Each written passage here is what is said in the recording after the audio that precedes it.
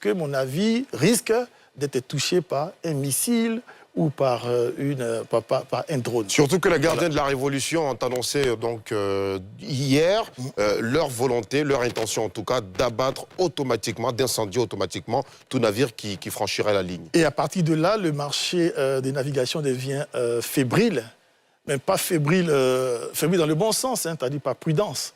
Parce qu'on se souvient même, ne serait-ce que quand il y a eu la Covid, les assurances sont montées à 112%.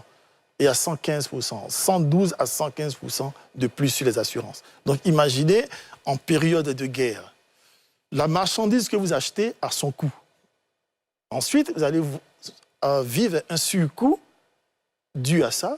Ensuite, un surcoût de 112 à 115% sur l'assurance. Très bien. Donc tout cela vient s'ajouter, cumulé à tout ce que nous avons, mais en fin de compte, beaucoup sont perdants. Pour en ajouter à la question de Assemon Josias, on sait que le détroit d'Ormuz, c'est à l'est de l'État d'Oman et un peu plus à l'ouest de l'Iran. Oui. Mais comment se fait-il qu'il soit présenté aujourd'hui comme une propriété quasi exclusive de l'Iran? Non, parce que l'île qui donne son nom, Détroit, c'est une île, voilà, de leur côté.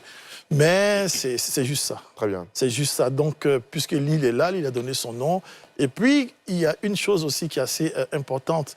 C'est quand même l'Iran, c'est quand même une puissance militaire. Hein. C'est quand même une puissance militaire aujourd'hui. C'est quand même aussi une puissance qui s'est fait respecter dans la géopolitique de cette région.